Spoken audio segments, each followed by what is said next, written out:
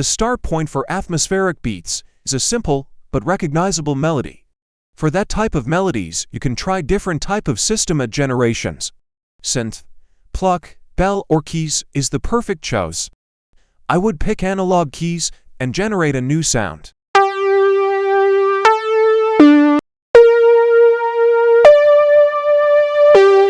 Let's tweak the sound a little bit to make it more wide and fulfilled.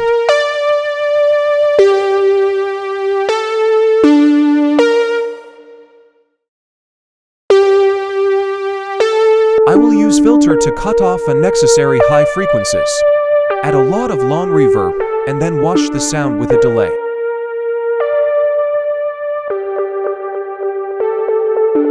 That's the chain to get your sound super wide and atmospheric.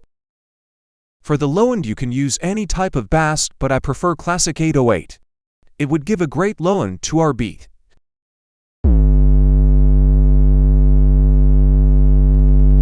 Let's add some extra boost and unison voices to the low end.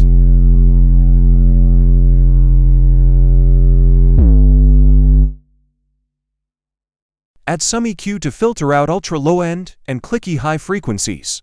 Let's check how our melody and 808 sounds together.